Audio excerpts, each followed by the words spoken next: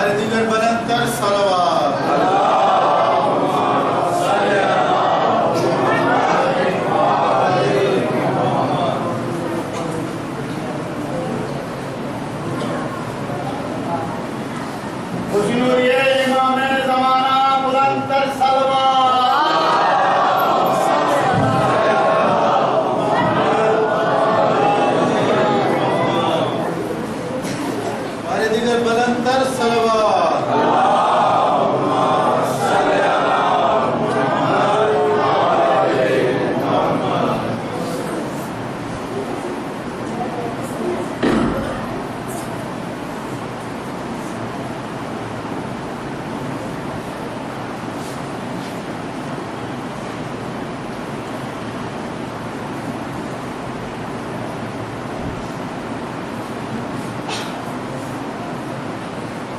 أعوذ بالله من الشيطان الرجيم بسم الله الرحمن الرحيم الحمد لله الذي هدانا لهذا وما كنا لنهتدي لولا أن هدانا الله لقد جاءت رسل ربنا بالحق والصلاة والسلام على رسول الثقلين محمود رب المشرقين والمغربين جد الحسن والحسين أبي القاسم محمد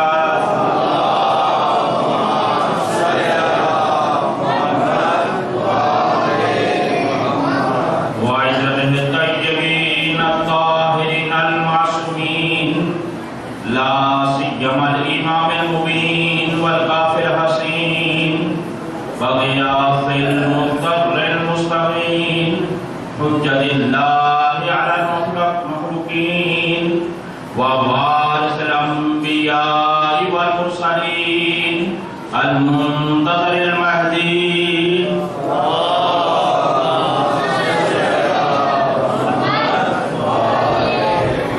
عجل الله تعالى له الفرج ولعنة الله على أعدائهم ومخالفيهم ومنكري خطائهم ومناقبهم أجمعين أما بعد فقد قال الله سبحانه وتعالى في كتابه المجيد بسم الله الرحمن الرحيم إنما وليكم الله ورسوله والذين آمنوا الذين يقيمون الصلاة ويؤتون الزكاة وهم راكعون صلوات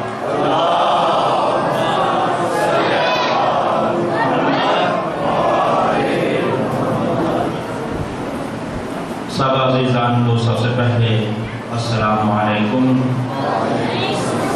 تحفہ علیہ السلام مدد رب ذوالجلال سے دعا گو ہوں پروردگار عالم آپ سب لوگوں کا اس فرش عذاب پہ تشریف لانا اپنی بارگاہ میں قبول و مقبول فرمائے اور ہمیں ان مجلسوں کے تقدس کو سمجھنے اور اس سے سیکھ کر اپنی زندگیوں میں عمل کی توفیق خاص عطا فرمائے۔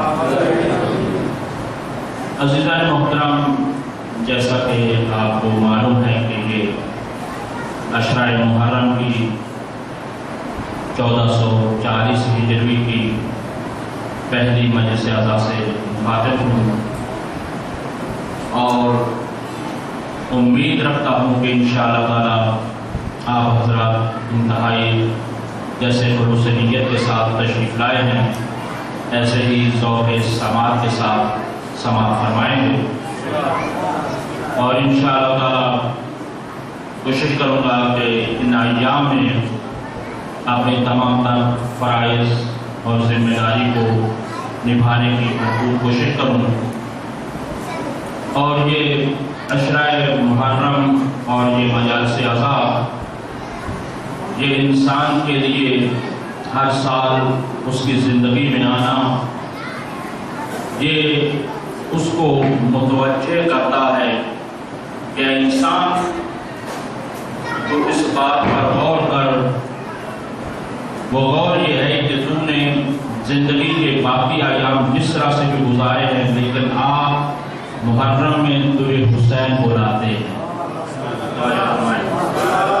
پہلے جملے کی آپ قدردانی کر رہے ہیں، سمجھ رہے ہیں کہ انسان اپنی زندگی کو مصروفیات میں مصروف رکھے ہوئے ہے، لیکن یہ محرم کا چاند جو ہی طلوع ہوتا ہے ہر آنکھ اشکبار ہو جاتی ہے. اور جس طرح سے آپ اذان سنتے ہیں، حی علی الصلاۃ، حی علی الفلاح، حی علی خیر العمل، اس کا کیا مطلب ہے؟ حی علی الصلاۃ، آؤ نماز کی طرف، حی علی الفلاح، آؤ فلاح کی طرف، حی علی خیر العمل، آؤ بہترین عمل خیر کی طرف. اور جب محرم کا چاند، توجہ کیجیے گا اہل علم حضرات تشریف فرما ہے، جب محرم کا چاند طلوع ہوتا ہے یا نمودار ہوتا ہے تو محرم کا چاند بھی ایک اذان دیتا ہے. وہ اذان کیا ہے؟ وہ اذان یہ ہے کہ حی علی العزا، اے مولا حسین کے چاہنے والوں، آؤ فرش عزا بچھ گیا ہے، آؤ فرش عزا پہ آؤ. اور جو اس نورانی اور روز الست میں اس دعا، جو دعا ایک ماں کی دعا تھی، غور کرے آج پہلی مجلس ہے، کچھ تفصیلی باتیں ہیں اور کچھ اہم باتیں بھی ہیں. روز الست یا روز دعا یا اس ماں کی دعا کہ جب دنیا میں، یہ آپ نے دیکھا ہے کہ جب دنیا میں کسی کے ہاں کسی کی ولادت ہوتی ہے تو لوگ آتے ہیں، مبارکباد دیتے ہیں، تحفے دیتے ہیں. لیکن جب میرے مولا حسین دنیا میں تشریف لائے تو مبارکباد کے ساتھ یہ بھی کہا گیا کہ یہ کربلا میں تپتے ہوئے صحرا میں شہید کر دیا جائے گا. اور جب یہ کہا، جبرائیل نے، پیغمبر نے گریہ فرمایا. ایک ماں آگے بڑھ کر پوچھنے لگی کہ دنیا میں کہیں ہم نے یہ نہیں دیکھا کہ جب دنیا میں کوئی بچہ آئے اور ان کے گھر والے روئیں، کیا وجہ ہے؟ تو فرمایا، اے میری بیٹی، ابھی یہ جبرائیل آئے تھے. اور یہ روایات وہ ہیں کہ جو متفق علیہ، یعنی تمام مکاتب فکر اس کو مانتے ہیں، یہ وہ روایتیں ہیں. کہا کہ جبرائیل لے کر آئے ہیں خبر، اور یہ مبارکباد بھی کہہ رہے ہیں اور ساتھ ساتھ یہ بھی خبر دے رہے ہیں. جب یہ کہا گیا نا کہ یہ کربلا میں پیاسا اس انداز سے شہید کر دیا جائے گا تو ظاہر ہے ماں بھی تڑپ گئی اور تڑپ کر ایک جملہ کہا، بابا جان کیا اس وقت آپ ہوں گے؟ غور کریں، ماں تھی نا، ماں کا کلیجہ کیا ہوتا ہے، ماں کا دل کیا ہوتا ہے. فرمایا کہ کیا بابا جان آپ ہوں گے؟ کہا نہیں بیٹی، میں بھی نہیں ہوں گا. کیا اس کا بھائی ہوگا؟ کہا کہ نہیں، وہ بھی نہیں ہوں گے. کہا اس کا بابا؟ کہا وہ بھی نہیں ہوں گے. تڑپ کر کہا کہ کیا میں ہوں گی؟ کہا نہیں بیٹا، آپ بھی نہیں ہوں گی. یہ کہنا تھا کہ ایک دفعہ ماں کی مانگتا وقت آگے بڑھ کر یہ کہا، بابا پھر میرے اس بچے پر روئے گا کون؟ اللہ، میرے اس بچے پر روئے گا کون؟ تو فرمایا کہ میری بچی تو اس بات کی فکر نہ کر، اللہ ایک ایسی قوم کو پیدا کرے گا کہ جو تیرے لال حسین کا ماتم کریں گے. اس وقت دعا کی ہے جناب سیدہ نے کہ میں وعدہ کرتی ہوں اس وقت تک جنت میں نہیں جاؤں گی جب تک میرا ایک بھی حسین کا چاہنے والا جنت میں نہ چلا جائے. سب کے سب جنت میں بھیج کر جنت میں جاؤں. تو یہ دعا ہے، اور اس دعا پر لبیک کہتے ہوئے محرم کا چاند جب طلوع ہوتا ہے تو جنہوں نے اس دعا کا اثر لیا ہوتا ہے، جو اس دعا کے قابل ہوتے ہیں، غور فرمائیں، کیونکہ ہر بندہ دعا کے قابل بھی نہیں ہوتا. کتنے ہیں نیک لوگ ہیں، ان کے لیے نیک بزرگ دعا کرتے ہیں لیکن قبول نہیں ہوتی. تو کیا اس بزرگ کی بزرگی میں کوئی شک ہے؟ نہیں. جس کے لیے دعا کی جاتی ہے وہ نااہل ہوتا ہے. اور آپ حضرات وہ عزادار ہیں، مولا کے چاہنے والے ہیں کہ جن کے حق میں جناب سیدہ کی دعا قبول ہوئی، اور آپ اس دعا کا نتیجہ ہے کہ مجلس ادا میں اس وقت تشریف فرما ہے۔ اور ساتھ ہی میں ایک دو باتیں ابتدا میں کہنا چاہوں گا، وہ یہ ہے کہ دو ہیں خاص باتیں ہیں، اور انشاءاللہ تعالیٰ امید ہے کیونکہ یہ سبھی چہرے میرے جانے پہچانے ہیں، میں آپ کا پرانا خادم ہوں، ان میں سے ایک یہ بات ہے جو مختصر ہے، اس کو تھوڑا سا پہلے کر دیتا ہوں اور دوسری ایک بات کی طرف بھی توجہ دلاتا ہوں۔ وہ یہ ہے کہ کوشش کریں کہ یہ ایام اعزاء ہیں، اب کسی خاص بندے کو میں مخاطب نہیں ہوں، ہم سب کے لیے بات ہے، وہ یہ ہے کہ یہ محرم ہے، اور محرم میں یہ بات اب کچھ کم رنگ سی ہو گئی ہے، کچھ خاص توجہ نہ ہونے کی وجہ سے یا کسی وجہ سے بھی، وہ یہ ہے کہ جس طرح سے ہم نے اپنے بزرگوں کو دیکھا، اپنے بڑوں کو دیکھا، وہ یہ ہے کہ جب محرم کا چاند ہوتا تھا تو سب کے سب سیاہ اور کالے لباس پہن لیتے تھے۔ اس چیز کے بزرگ خود گواہ ہے، نوجوان گواہ ہے کہ گھروں میں یہی ہوتا تھا کہ سیاہ لباس پہنا جاتا تھا، اور اس سیاہ لباس کی اہمیت اتنی ہے کہ یہ فقہی مسئلہ بھی ساتھ بیان کر دوں کہ ویسے عام اگر وقت میں آپ سیاہ لباس مجلس عام وقت میں آپ سیاہ لباس پہنتے ہیں، اگر اس میں نماز پڑھی جائے مکروہ ہے، لیکن سب بزرگان مجتہدین کا یہ فتویٰ ہے کہ اگر غم حسین یا غم اہل بیت میں پہنی جائے تو یہ نماز مکروہ نہیں ہے۔ یہ لباس یہ خاص لباس ہے بزرگان کا، مجتہدین کا، علماء کا، اور یہ سیاہ لباس ہمیں ایک خاص پیغام دیتا ہے، یہ ہمارا شعار ہے، یہ ہمارا طرز زندگی ہے، ہماری تہذیب ہے، لہذا جہاں تک ہو سکے کوشش کریں کہ کم سے کم ان اعزاء میں اور جب آپ مجلس میں آئیں تو آپ کے لباس سے ہی ظاہر ہو کہ یہ مولا کا چاہنے والا مولا کی مجلس میں جا رہا ہے، تو اس وجہ سے بھرپور طریقے سے کوشش کی جائے۔ باقی رہا کہ بعض لوگوں کا جو خیال ہے، آپ تو الحمدللہ ویسے بھی حالات بہتر ہیں، لیکن جب برے بھی حالات ہوتے ہیں تو ان حالات میں بھی یہ ہے کہ کالے لباس اگر خدا نہ خواستہ کسی وجہ سے ہم چھوڑ دیں تو کیا پھر موت نہیں آئے گی؟ غور کریں، برا نہیں منائیے گا، کیا پھر موت نہیں آئے گی؟ بھائیو موت تو تب بھی آئے گی، تو کیا ہی بہتر کہ ہم نے وہ لباس پہنا ہو، جیسے احرام پہن کر لوگ حاجی جاتے ہیں تو سفید لباس پہنا ہوتا ہے، وہ احرام حرم کعبہ ہے، اور یہ احرام غم حسین ہے۔ تو اب اگر کوئی حاجی سفید لباس پہن کر، کیا حاجی 2-3 سال پہلے کی بات ہے، کیا حاجی وہاں پر شہید نہیں ہوئے؟ شہید ہوئے ہیں۔ تو یہ ہے کہ جیسے احرام میں حاجی جب شہید ہوتا ہے تو وہ بھی شہید کہلاتا ہے، اور یہ احرام عزا پہن کر، توجہ فرمائیں، یہ احرام عزا ہے، یہ اگر پہن کر مجلس میں آتا ہے یا جاتا ہے اور کوئی دوران میں کوئی واقعہ رونما ہو جاتا ہے تو یہ بھی شہادت کی موت ہے۔ لہذا کیا ہی بہتر ہے کہ ہم احرام عزا میں، عزیزوں میں بڑی ذمہ داری سے یہ بات کر رہا ہوں، جیسے احرام حج ہے اسی طرح سے یہ احرام عزا ہے، تو جتنا ہو سکے ہر عزادار کو چاہیے کہ جیسے حاجی احرام کے بغیر خانہ کعبہ کا طواف کرنے نہیں جاتا، اسی طرح سے مولا حسین کا چاہنے والا بغیر سیاہ لباس کے مجلس میں نہیں آتا۔ یہ بات توجہ سے ہے، انشاءاللہ تعالی امید ہے آج تو برائے پہلی مجلس ہے، اور اس کا یہ بھی مطلب نہیں لیجیے گا کہ اگر کالا لباس نہیں تو چلے ہم مجلس میں نہیں جاتے۔ چلے یہ بھی ایک بہانہ ہوتا ہے نا بھائیوں کہ چلے ہم آج کل ایک بات خود میں دوسری بات بھی کرنا ہے۔ آج کل کیا ہے، یہ واٹس ایپ آ گیا ہے، یہ نیٹ آ گیا ہے، اور اسی طرح سے ٹی وی آ گئے ہیں، تو لوگ مجلس یہ ہے کہ چلے یار مجلس ہی سننا ہے تو ہم گھر میں بیٹھ کر یہی انٹرنیٹ پر مجلس سن لیتے ہیں، ٹی وی پر بیٹھ مجلس سن لیتے ہیں، پھر مجلس ہی سننا ہے۔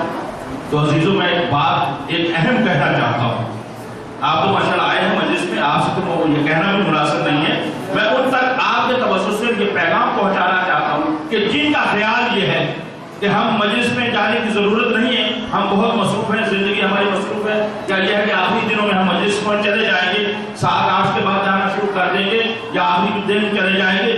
جو ان لوگوں کا خیال ہے ان کو یہ کہنا چاہ رہا ہوں آپ کے ذریعے سے, آپ کو نہیں کہہ رہا ہوں, آپ تو ماشاءاللہ آ کر بیٹھے ہیں, ان کو کہنا یہ چاہ رہا ہوں کہ یہ جو آپ کہہ رہے ہیں, غور کیجیے گا میں جو جملہ کہہ رہا ہوں, یہ جو آپ کہہ رہے ہیں کہ جی ہم ٹی وی پر دیکھ لیں گے, انٹرنیٹ پر آپ دیکھ لیں گے, یوٹیوب پر ہم بیٹھ کر مجلس آزاد سن لیں گے, وہی مجلس بھی تو سننا ہے, اپنی مرضی کا جہاں بھی کوئی خطیب پڑھ رہا ہے ہم اپنی مرضی کا خطیب بھی سن سکتے ہیں, دیکھ بھی سکتے ہیں, تو ہم ایسا کیوں نہ کر لیں.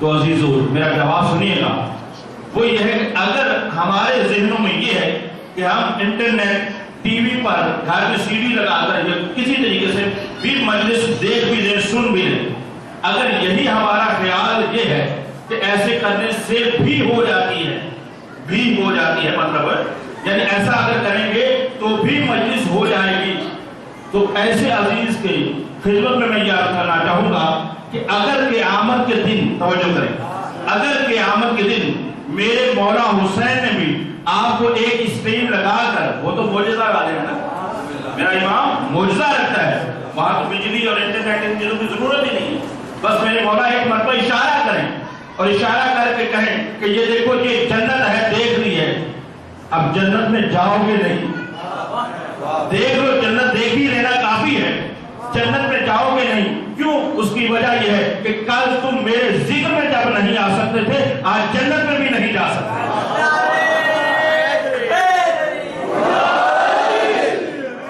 ایسا ہے کہ نہیں؟ یعنی صرف اگر میرے مولا حسین نے جنت دکھا دی, ایسے ہوتا ہے نا بعض دفعہ کوئی قیمتی چیز آپ کی جیب سے بندہ نکالتا ہے, دکھاتا ہے, کہتے میں دوں گا نہیں, دکھا رہا ہوں, تو کل وہ اگر میرے مولا حسین نے جنت دکھا دی نہ, تو پھر ہمارا کیا حال ہوگا, ہماری کیا کیفیت ہوگی, ہم اس وقت کیا کس حالت میں ہوں گے. تو اے عزیزو اگر ہم یہ چاہتے ہیں کہ جنت میں جائیں, فقط جنت دیکھیں نہیں, تو پھر ہمیں مجلسوں میں جانا ہوگا, کیونکہ یہ دیکھیں کہ جنت اسی کو ملے گی. توجہ کریں, جنت اسی کو ملے گی. جنت کسی غائب اور ایسی جگہ کا نام نہیں ہے کہ جو تصورات میں ہو, جنت ایک حقیقت کا نام ہے, جنت ایک حقیقی ہے.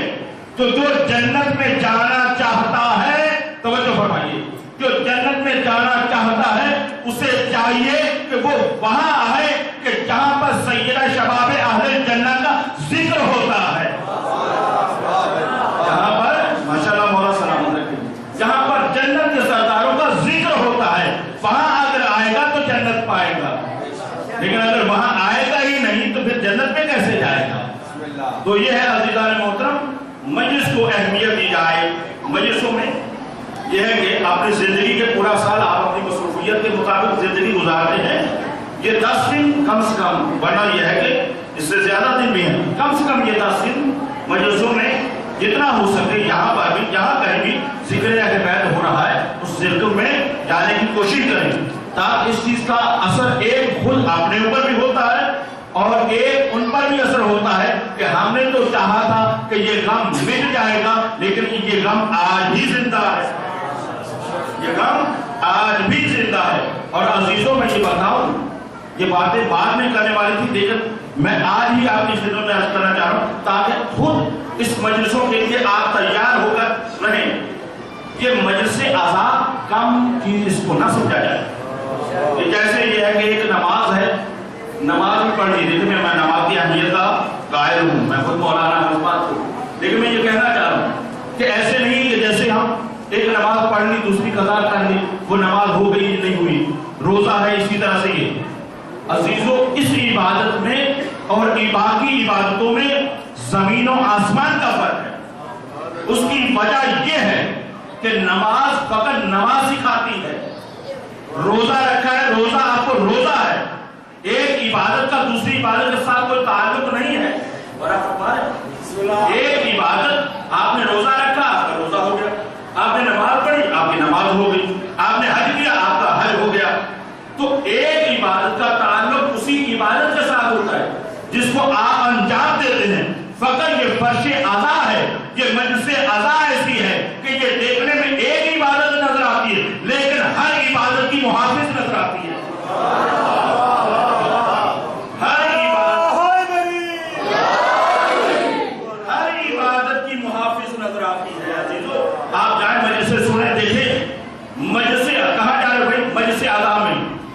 لیکن بیان کیا ہوا؟ توحید، عدل، نبوت، امامت، قیامت. تو آپ نے دیکھا اصول دین وہاں پر بیان ہو رہے ہیں. دوسری مجلس میں آپ گئے، وہاں پر نماز کی بات ہوئی، روزے کی بات ہوئی، حج کی بات ہوئی. تو وہاں پر کیا فروع دین بیان کر رہے ہیں. بھائیوں گئے کہاں تھے؟ مجلس میں. ملا کیا؟ اصول دین، فروع دین. تو بس یہ سمجھنا پڑے گا کہ جو اصول بھی ہے، جو فروع بھی ہے، جس کا تعلق عقیدے کے ساتھ ہے، جس کا تعلق ایمان کے ساتھ ہے، جس کا تعلق عمل کے ساتھ ہے، وہ سارے کے سارے جس دسترخوان پر ملے اسے مجلس آلائے حسین کہتے ہیں. جس جگہ پر یہ ساری چیزیں اکٹھی ہو کر مل جائے اس جگہ کو کیا کہتے ہیں؟ دسترخوان امام حسین علیہ السلام. کیونکہ امام حسین علیہ السلام وہ ذات ہے. آپ اس کو کربلا کہیے یا مجلس آبا کہیے، یہ سب کی سب نہ کہ فقط دین ہے بلکہ دین کی محافظ ہے. اس کے ذریعے سے دین آج تک محفوظ ہے. اگر کہیں پر بھی آپ کو نماز بھی نظر آتی ہے تو وہ بھی اسی کے صاحبہ کے نیچے. اگر روزہ کہیں نظر آتا ہے تو وہ بھی اسی صاحبہ کے نیچے. تو اے عزیزو، یہ عبادت اتنی اہم ہے کہ آپ کو عقیدہ بھی دیتی ہے، آپ کو عمل بھی دیتی ہے. اور یہ میرے مولا حسین ہے کہ یہ نام کس کا ہے؟ مجلس حسین ہے. لیکن مومن یہاں پر آتے ہیں، یہاں پر علی کے فضائل سنتے ہیں. خندق بیان ہوتی ہے مجلس حسین میں، خیبر بیان ہوتی ہے مجلس حسین میں، مباہلہ بیان ہوتا ہے مجلس حسین میں. عید غدیر کے جو اہم پوائنٹ ہیں جو بیان کیے جاتے ہیں غدیر کے حوالے سے، وہ کہاں بیان ہوتے ہیں؟ مجلس حسین میں.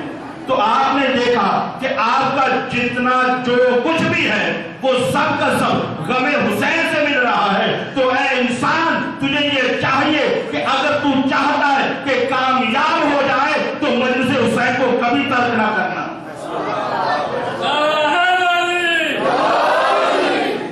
مجلس حسین کو کبھی کم نہ سمجھنا، کیونکہ مجلس حسین فقط ایک ایسی عبادت ہے جو ہر عبادت کی محافظ ہے، ہر عبادت کو پہنچاتی بھی ہے. اور اس سے بڑا جملہ کہہ دوں، نہ کہ فقط پہنچاتی ہے بلکہ اس عبادت کو قبول تک بھی پہنچاتی ہے. قبولیت کی منزل تک لے جانے والی چیز کا نام مجلس آلائے حسین ہے. اگر فقط نماز پڑھ لی، فقط روزہ رکھ لیا لیکن مودت اہل بیت کو ادا نہ کیا تو یہ نماز، یہ روزہ منہ پہ مار دیا جائے گا.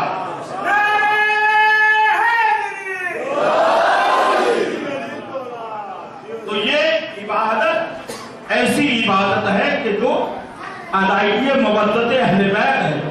اور مودت اہل بیت آپ جانتے ہیں کہ ایسی شے ہے کہ اگر یہ نہ ہوئی تو سب کی سب عبادات اس کے اوپر جاتی ہیں. تو اب آپ نے محسوس تو کر لیا نا کہ مجلس آداب کتنا ضروری ہے. میں انشاءاللہ تعالیٰ بار بار مجلسوں میں اس کو ذکر بھی کروں گا مزید. تو اس کی اہمیت آپ کے ذریعے ان تک پہنچ گئی ہے کہ جو کبھی سوسی کرتے ہیں، کبھی بارہ بیٹھے، ڈیرے پر بیٹھے، کہیں پر بیٹھے، تو مونی کو متوجہ کریں.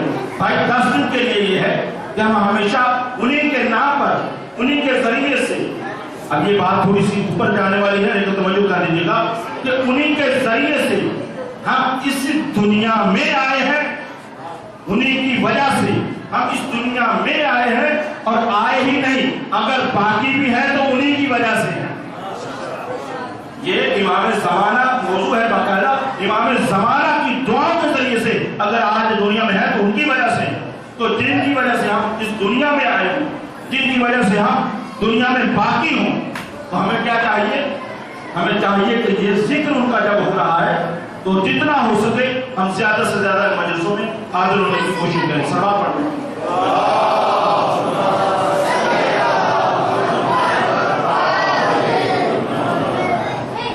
تو عزیزان محترم، یہ ہے ان مجلسوں کی اہمیت. میں نے آپ کے سامنے جس آیت کی تلاوت کرنے کا شرف حاصل کیا ہے، آپ اپنے موضوع کی طرف آتا ہوں.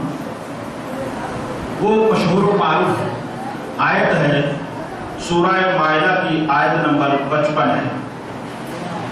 سورہ مائدہ قرآن پاک کا 5واں سورہ ہے اور اس کی 55ویں آیت ہے اور یہ مدنی سورہ ہے.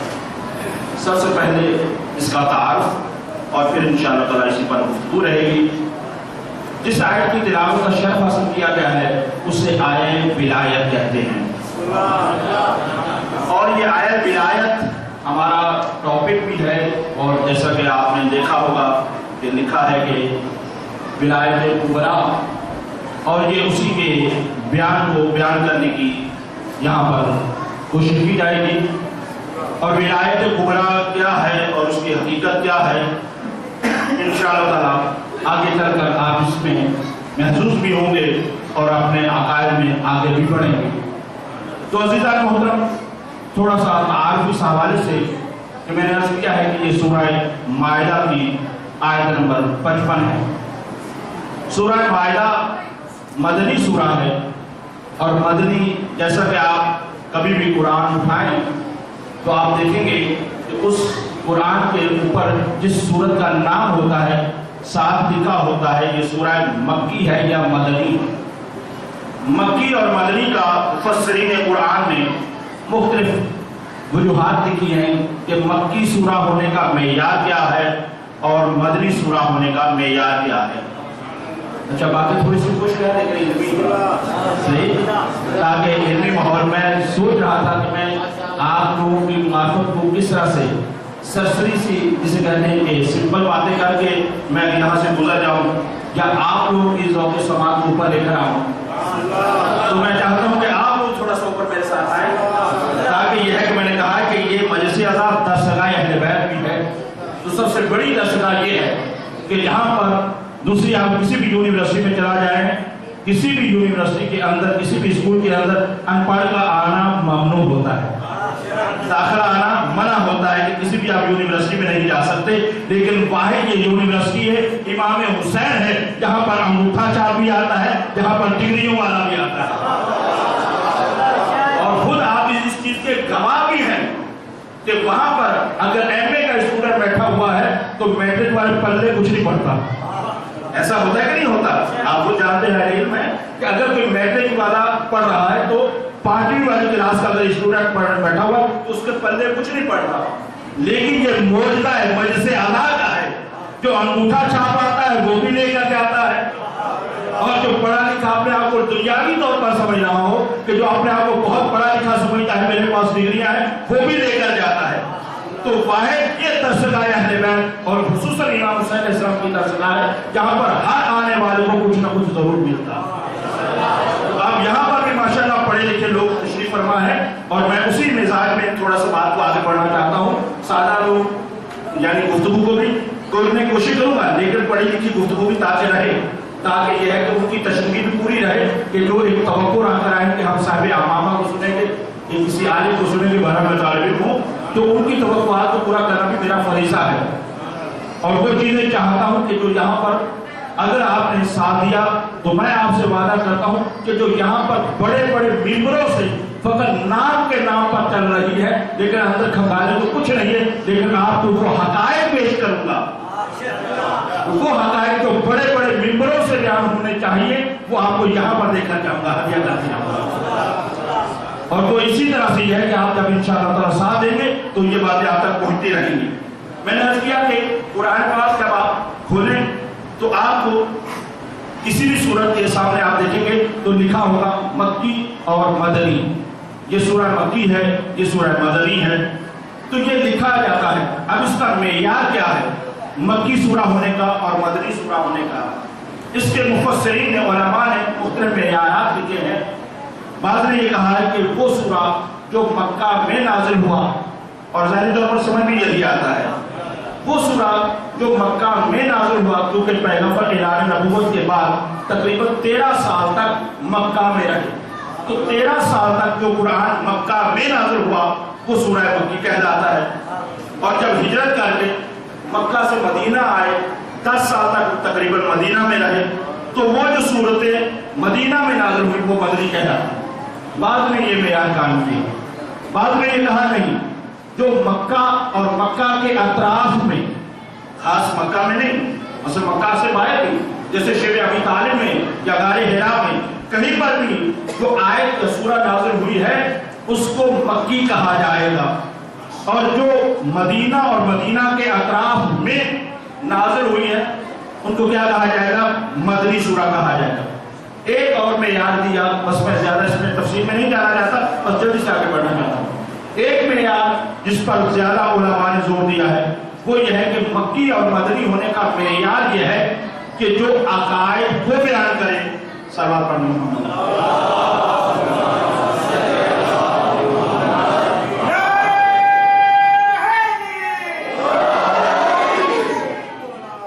مکی اور مدنی ہونے کا معیار یہ ہے کہ جو عقائد کو بیان کرے، یعنی جو اصول دین کو بیان آیاتیں کر رہی ہیں وہ مکی کہلاتی ہیں، کیونکہ مکہ کے اندر پیغمبر نے عقائد کو بیان کیا ہے، لہذا وہ مکی کہلائیں گی۔ اور جو آ کر نماز، روزہ، حج اور اس طرح سے فروع دین یا اخلاقیات کو بیان کر رہی ہیں تو وہ مدنی کہلائیں گی۔ تو یہ معیارات دیے گئے ہیں۔ بہرحال اس سورت کو مدنی سورہ کہا جاتا ہے۔ اس کے اندر بھی بہت ساری اہم گفتگو ہیں، اور یہ سورہ مائدہ، مائدہ عربی میں دسترخوان کو کہتے ہیں۔ یہ خود عربی میں دسترخوان کو مائدہ کہا جاتا ہے، کھانا جہاں لگایا جاتا ہے اس کو مائدہ۔ اب اس سے حوالے سے بھی آپ دیکھیں کہ یہ سورہ مائدہ ہے، دسترخوان ہے، لیکن اس پر چنا کیا جا رہا ہے؟ آپ دسترخوان لگاتے ہیں، بہترین کوشش کرتے کھانے لگائیں، تو بہترین جو کھانا لگایا جا رہا ہے تو یہ دسترخوان مادی نہیں ہے کہ یہاں پر بچھایا جائے، یہاں پر کچھ چیزیں چنی جائیں، یہ اعتقادی ہے اور یہ معنوی ہے۔ لہذا اس اعتبار سے یہ ہے کہ یہ سورہ مائدہ ہے، اور اس کے اندر جو دسترخوان لگایا جا رہا ہے اسے ولایت کہتے ہیں۔ دسترخوان ولایت آ رہا ہے، اس کے اوپر مائدہ جو آ رہا ہے، کھانا جو آئے گا وہ ولایت کا کھانا آئے گا۔ اور ولایت کس طرح سے ہے؟ فرمایا انما ولیکم اللہ، یقیناً تحقیق اللہ تمہارا ولی ہے۔ سبحان اللہ۔ غور تو کیجیے، دنیا اس بات کو سمجھے، ہم بیان کرنے جا رہے ہیں توحید کیا ہوتی ہے، کیونکہ مسئلہ یہی ہوا ہے کہ دنیا توحید کو نہیں سمجھ سکی، آج ہمارے اوپر مختلف قسم کے الزامات لگائے جاتے ہیں۔ قرآن یہ کہہ رہا ہے انما ولیکم اللہ، یقیناً بے شک اللہ تمہارا ولی ہے، وَرَسُولُهُ، اور اس کا رسول ولی ہے۔ کتنے ہو گئے ولی؟ دو۔ وَالَّذِينَ آمَنُوا الَّذِينَ يُقِيمُونَ الصَّلَاةَ وَيُؤْتُونَ الزَّكَاةَ وَهُمْ رَاكِعُونَ، اور اس کے بعد نام نہیں ہے، توجہ فرمائیں گے، اس کے بعد نام نہیں، انما ولیکم اللہ، اللہ تمہارا ولی ہے، وَرَسُولُهُ، اس کا رسول ولی ہے، اس کے بعد کسی کا نام نہیں ہے، صفات ہے، صفت کو بیان کیا جا رہا ہے، کہا جا رہا ہے کہ اور تمہارا وہ ولی ہے، تمہارے وہ ولی ہیں، جمع کر سیا عبارت، تمہارے وہ ولی ہیں جو نماز پڑھتے ہیں اور رکوع کرتے ہیں اور حالت رکوع میں زکات دیتے ہیں۔ اب یہاں پر صفات کو بیان کیا گیا، کسی کا نام نہیں لیا گیا۔ اب جا کر دیکھنا ہوگا کہ یہ صفت کس کی ہے، یہ صفت کس کی ہے۔ اب جس میں یہ صفت پائی جائے گی وہی ولی کہلائے گا۔ تو عزیزان محترم، لفظ ایک استعمال ہوا ہے، بس یہاں پر تھوڑی سی میں بات کر کے بات کو یہاں پر روک رہا ہوں، اور انشاءاللہ تعالی اس کے بعد اس کے آگے بات چلے گی۔ اب یہاں پر آپ توجہ فرمائیں، کیا ہے؟ انما ولیکم اللہ، اللہ تمہارا ولی ہے۔ اس کے بعد یہ نہیں کہا جا رہا کہ تمہارا ولی رسول ہے، ولی کا تکرار نہیں ہو رہا۔ میں نے کہا سورہ مائدہ ہے، آیت نمبر 55 ہے، آپ بعد میں زیادہ دیکھ بھی سکتے ہیں۔ ولی کا لفظ ایک دفعہ استعمال ہوا ہے، انما ولیکم اللہ ورسولہ، اللہ ولی ہے، رسول ولی ہے، اور وہ ولی ہیں جو حالت رکوع میں زکات دیتے ہیں اور نماز کو قائم کرتے ہیں۔ تو یہ صفت بیان کی جا رہی، لیکن آپ غور فرمائیں، یہاں پر ولی کو بار بار نہیں تکرار کیا جا رہا، ولی کا لفظ ایک ہی مرتبہ آیا ہے، ولی کا لفظ ایک ہی بار استعمال ہوا ہے، اور یہ ایک بار استعمال کر کے بتایا جا رہا ہے کہ کوئی یہ نہ سمجھے کہ مجھ میں یعنی اللہ کی ولایت میں اور میرے رسول کی ولایت میں کوئی فرق ہے. کوئی یہ نہ سمجھ بیٹھے کہ میری ولایت میں اور میرے رسول کی ولایت میں کوئی فرق ہے. نہیں، ولایت ہماری ایک ہے، ولایت میں ہم ایک ہیں. تو بس عزیزان محترم، یہاں پر اس بات کو صرف روک رہا ہوں. اور یہ پھر اہم بات ہے کہ ہم نے اس موضوع کو لیا ہی کیوں. بس اس کی اہمیت کی طرف بھی توجہ دلا دیں. ولایت کا جو معنی انشاءاللہ تعالی آگے جا کر کریں گے، کیونکہ آج بھی بعض حضرات ابھی باہر تشریف فرما ہوئے ہیں. اگر وقت پر آئیں گے تو پھر پڑھنے کا لطف بھی آئے گا اور آپ لوگوں کی صحیح طرح سے خدمت بھی انجام دے سکیں گے. امید ہے انشاءاللہ تعالی کہ بار وقت آنے کی کوشش کریں گے. میں 9:15 بجے تک انشاءاللہ تعالی ممبر کے پاس پہنچ جاؤں گا اور انشاءاللہ تعالی ممبر پر حاضر ہو جاؤں گا. تو عزیزان محترم، ولایت کا اعلان ہو رہا ہے کہ ایک اللہ ولی ہے، ایک اس کا رسول ولی ہے، اور ایک وہ ولی ہے جو حالت رکوع میں زکات دیتا ہے. اب عزیزان محترم، اس موضوع کی ضرورت کیوں پیش آئی؟ ضرورت اس وجہ سے پیش آئی کہ ولایت کا معنی تسلط ہے. میں ابھی کیونکہ تمہید کی باتیں ہیں تو جلدی سے میں نے اس کا معنی کر دیا ہے، ورنہ اس میں بحث گفتگو کریں گے. تسلط، حاکمیت. آج زمانے کے اندر جتنا جو کچھ بھی ہو رہا ہے، جتنی بھی جنگیں ہو رہی ہیں، جتنے بھی اختلافات پائے جا رہے ہیں، اس کا موضوع یہ ہے کہ یہاں پر ولایت ہماری ہے. یہاں پر ہماری حکومت ہے. ولایت کا معنی حکومت، یعنی یہاں پر ہماری حکومت ہے. جب کسی ملک پر کوئی دوسرا قبضہ کرتا ہے تو وہ یہ کہہ کر یہ قبضہ کرتا ہے کہ اس پر ہماری حکومت ہونی چاہیے، یعنی ہماری ولایت ہونی چاہیے. اب کسی کا کوئی مال چھینتا ہے تو وہ بھی یہی سمجھ کر چھینتا ہے. بھائی بھائی کا اگر حق مارتا ہے تو وہ بھی یہ سمجھتا ہے کہ اس پر میری حکومت ہونی چاہیے.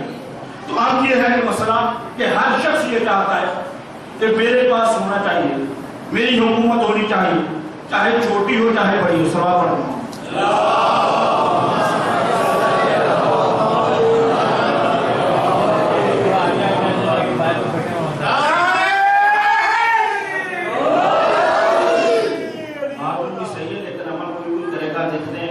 صرف ایک بات میں کہہ رہا ہوں، بات آپ نے بالکل صحیح کی. میں ایک بات کہہ رہا ہوں، آپ زحمت کر کے گھر سے مجلس اذان تک آ گئے، مسجد تک آ گئے، لیکن وہاں سے یہاں آنے کے لیے شاید مجھے ہاتھ جوڑنے پڑیں گے. آگے تشریف لے آئے اور جب وہاں سے آپ یہاں تک آ جاتے ہیں، مجلس اذان تک آ جاتے ہیں، تو اس مزاج کو تھوڑا سا چینج کیا جائے کہ جتنا آگے آپ کے پاس بیٹھیں گے آپ کو سننے کا لطف آئے گا، ہم کو پڑھنے کا لطف آئے گا. تو یہ تو بات مجھے کہنے کی ضرورت نہیں ہے.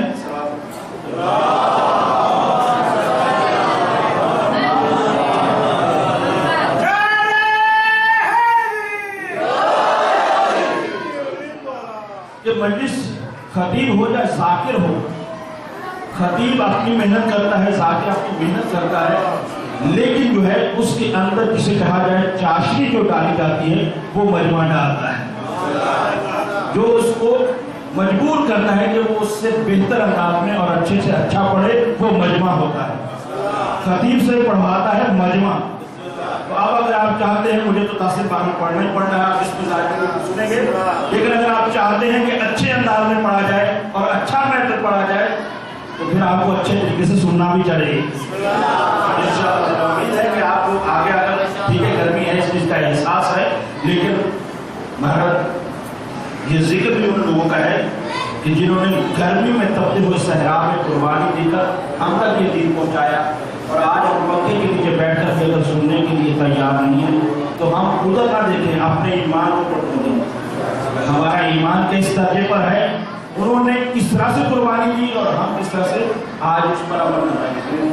تو یار بس اتنا کافی ہے. تو عزیزان محترم، دنیا کے اندر جھگڑا ولایت پر ہی ہے، چاہے وہ ولایت حکومتی ہو، سیاسی ہو، اعتقادی ہو، مسائل سارے اسی پر ہیں. تو اسی وجہ سے میں نے خود بھی اسی چیز کی ضرورت کو محسوس کیا کہ کیوں نہ ہو کہ ہم ولایت ہی کو بیان کریں، اور ولایت بھی عام نہ ہو، حقیقی ہو. ولایت بھی وہ ہو کہ جو نہ میری ہو، نہ کسی خطیب کی، نہ ذاکر کی، نہ مولوی کی، بلکہ ولایت بھی وہ ہو جس کو اللہ بیان کر رہا ہے. اور اللہ بیان کرتے ہوئے جس ولایت کو بیان کر رہا ہے وہ اس انداز میں بیان کر رہا ہے، انما वलियुकुम अल्लाह, किसी और की विलायत नहीं है, अल्लाह की विलायत है। तो अल्लाह की विलायत सबसे पहले, विलायत एक ही है और वो फकत अल्लाह की विलायत है, फकत अल्लाह की विलायत है। आगे चलकर इंशाअल्लाह ताला बयान करूंगा ये रसूल की विलायत या उसकी विलायत, मैंने अभी नाम नहीं लिया, मैंने अभी तक सिफत ही क्यों बयान किया है, ये उसकी विलायत जो हालत रकूब में ज़कात देता है। तो ये विलायत अल्लाह से हटकर कोई दूसरी दुकान या तीसरी दुकान का नाम नहीं है, ये वही विलायत है जो अल्लाह की विलायत है। लेकिन ये अल्लाह की विलायत, बस आज नुक्ता ये कहना चाह रहा हूँ कि विलायत अल्लाह की है लेकिन जाहिर इन्हीं से हो रही है, लिहाजा इसी वजह से इनका बाद में जिक्र हो रहा है।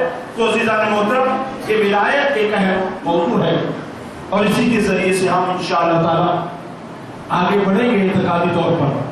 और मुहर्रम और ये वाक़या करबला भी हमें यही बताता है कि मसला विलायत अहम है, क्योंकि करबला का मार्का, देखिए एक तो हम बचपन से सुनते आते हैं विलायत, वो एक महदूद सी विलायत है, जब आप इसको सुनेंगे ये विलायत मुतलका है, सब के सब चीजें इसी के अंदर महफूज है।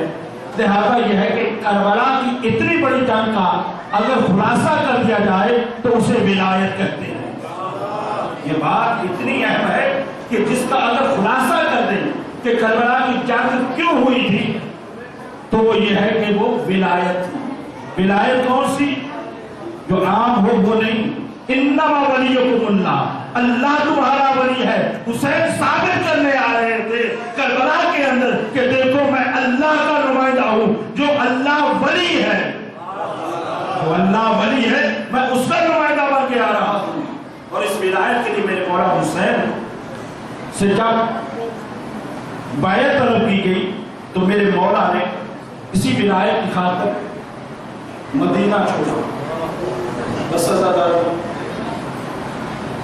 आपके दिल गमगीन है, आप रोकर उर्सा देने के लिए आए हैं उस दुखियारी माँ को कि जिनका जिक्र अभी आपने शुरू में मजलिस में सुना कि उस माँ ने तड़प कर कहा था कि मेरे बच्चे पर रोएगा कौन, तो कहा कि मेरी बच्ची, एक अल्लाह ऐसी कौम को पैदा करेगा जिसके जवान तेरे जवानों को रोएंगे, जिसके बच्चे तेरे बच्चों को रोएंगे, जिसके ज़ईफ़ तेरे ज़ईफ़ों को रोएंगे।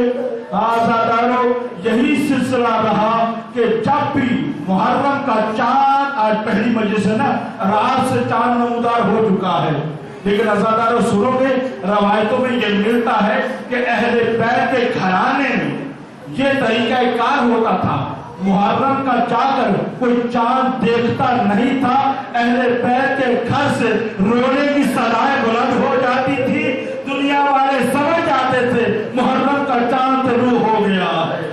जज़ाकुम रब्बुकुम खैरन जज़ा। आज पहली मजलिस है और पहली मजलिस में शहजादी को इतना मुतमईन कर दे, शहजादी हम आपको पुरसा देने के लिए आए हैं, शहजादी जब आपने हमें याद रखा तो हम भूले नहीं है, बल्ला हम भूले नहीं है। आज़ादारों, मेरे मौला आका, मेरे मौला हुसैन से जब ये कहा गया ना कि बैत को तलब करना है, जब कहा गया कि बैत को तलब किया गया है यजीद, आज़ादारों, लेकिन मैं फिर कहना चाहता हूँ ताकि आपके ज़हन तैयार हो जाए। चाहता तो मैं आगे मसाइल की तरफ बढ़ सकता था, लेकिन जरा ज़हनों को तैयार करना चाहता हूँ। कहते हैं कि इमाम रज़ा अलैहिस्सलाम के पास एक मौला का चाहने वाला आया, जरा ज़हनों को तैयार कर लिया। मौला का चाहने वाला आया और आने के बाद कहा कि मौला, मैंने आपकी शान में कसीदा लिखा है। जब आने वाले ने आकर कहा ना, मौला मैंने आपकी शान में कसीदा लिखा है, मौला ने पलट कर फरमाया, देवल तुझे मालूम है देवल कि आज कौन सी तारीख है? कहा मौला आज मुहर्रम की पहली है। जब कहा ना आज मुहर्रम की पहली है, कहा कि तुम्हें मालूम है ना जब मुहर्रम का चांद शुरू होता है हम कसीदे अपनी शान के नहीं सुनते, हम गम सुनते हैं।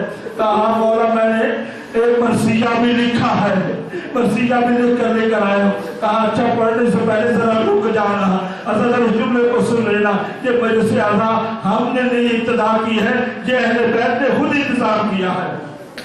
कहा दीवर जरा रुक जाना, मैं मजलिस आज़ा का इस्तेमाल करता हूँ, اور فرمایا کہ میں ذرا پردے لگا لوں، ذرا پردے دار بھی مجلس سننے کے لیے آ جائے۔ دنیا آج ہمیں کہتی ہے کہ اپنی ماں بیٹیوں کو کہاں لے کے جا رہے ہو؟ ہم کہتے ہیں امام رضا نے جس کی بنیاد رکھی تھی ہم اس بنیاد کو پورا کرنے جا رہے ہیں۔ پردے میں بیٹھ کر ہماری ماں بہنیں پرسا دیتی ہیں۔ ہاں زیادہ اس کے بعد ایک دفعہ مرثیہ پڑھنا شروع ہوا، بس میں نے مختصر کیا۔ مرثیہ پڑھنے والے نے کہا میرا ایک شاہ میرا ایک آقا نجف میں رہتا ہے، ایک کربلا میں رہتا ہے۔ میرے مولا نے تڑپ کر کہا، امام رضا نے کہا کہو کہ ایک میرا چاہنے والا، ایک میرا مولا آقا خراسان میں بھی رہتا ہے۔ میرا ایک چاہنے والا میرا مولا آقا خراسان میں۔ کہا مولا وہ کون ہے جس کو میں نہیں جانتا؟ میرے مولا نے تڑپ کر کہا، غریب الغرباء امام نے کہا ارے وہ غریب میں ہوں جس کی قبر خراسان میں بنے گی۔ حضرت یہاں تک نہیں ہے، اس کے بعد حضرت مجلس ہوئی، لیکن ایک کسی چاہنے والے کو میرے مولا نے یہ جملہ کہا، اس لیے میں نے آپ کو شہمت دی تھی۔ کسی کو کہا تو رو کیوں نہیں رہا؟ مجلس ہو رہی ہے تو رو کیوں نہیں رہا؟ کہا مولا دیکھیں تو صحیح میرے آنسو بہ رہے ہیں، میں رو تو رہا ہوں۔ کہا نہیں ایسے نہ رو، بلکہ ایسے رو کہ جس طرح سے کسی بوڑھی ماں کا جوان بیٹا چلا جاتا ہے تو وہ ماں کیسے روتی ہے۔ جزاؤکم ربکم خیر الجزاء۔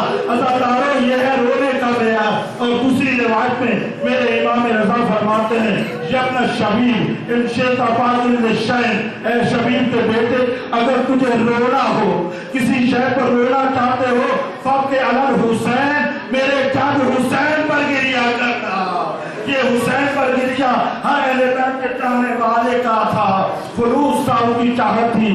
ہاں آزادارو بس لے آیا میں منزل کے قریب۔ جب میرے مولا سے یہ کہا گیا کہ بیعت کرو، میرے مولا حسین نے کہا رات میں بیعت کا کوئی فائدہ نہیں ہے، دن ہونے دو، میں دن میں آؤں گا پھر بات کریں گے۔ بس عزادارو اس کے بعد میرے مولا آئے، گھر میں آنے کے بعد کہا اے بہن مجھ سے بیعت طلب کی جا رہی ہے اور میں جاؤں گا اور صبح دن میں جاؤں گا۔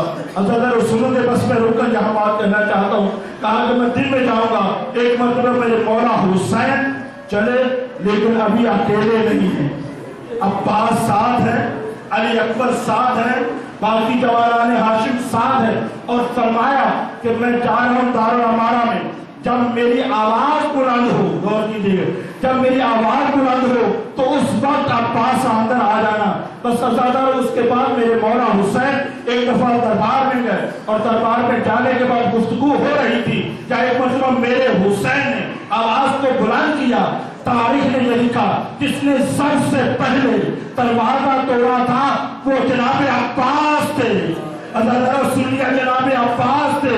یہاں پر میرے مولا حسین نے عباس کو بلایا نہیں تھا، فقط آواز کو بلند کیا تھا، لیکن روز عاشور ایک مرتبہ میرے مولا نے کہا تھا عباس کہاں ہو، اکبر کہاں ہو۔ عزادارو اس کے بعد میرے مولا نے عباس کو روکا، عزادارو واپس آئے۔ واپس گھر میں آنے کے بعد تاریخ یہ کہتی ہے ایک مرتبہ بہن بھائی نے گلے میں باہیں ڈال کر کہا بہن اب یہ مدینہ ہمارے رہنے کی جگہ نہیں رہ گئی، اب مدینہ رہنے کے قابل نہیں رہا۔ عزادارو بس کسی طرح سے بس سامان سفر تیار ہوا، بس میں نے مختصر کیا بات کو۔ سامان سفر جب تیار ہو گیا میرے مولا حسین 28 رجب کی شب کو ایک مرتبہ اپنے نانا کی قبر پر آئے، اور نانا کی قبر پر آ کے یہ روایت کے جملے ہیں، اب کسی کو روایت نہ آئے یا نہ آئے اس کی اپنی قسمت ہے، لیکن میں روایت کو پڑھنے کو رلانے کے لیے روایتیں نہیں پڑھتا، ان روایتوں کو طنز کے انداز میں پڑھنے کا عادی ہوں۔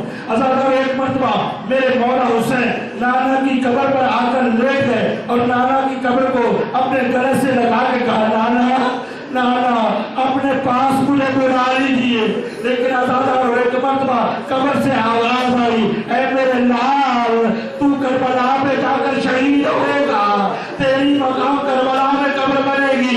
عزادارو بس عزادارو اس کے بعد میرے مولا حسین یہ کہہ کر قبر سے اٹھے نانا تیرا حسین جنگل میں دل کے ٹکڑوں کی بستی بسائے گا، نانا تیرا حسین جنگل میں دل کے ٹکڑوں کی بستی بسائے گا، نانا تیرا حسین اپنا مدینے میں آئے گا، اپنا مدینے میں آئے گا۔ عزادارو اس کے بعد روایت سننے ہوئے مولا حسین اس کے بعد جنت البقیع کی طرف بڑھے ہیں. جنت البقیع جانتے ہیں نا جہاں پر ماں کی قبر ہے, بھائی کی قبر ہے. عزادارو روایت کے یہ جملے ہیں, مقابل یہ لکھتے ہیں جب ماں کی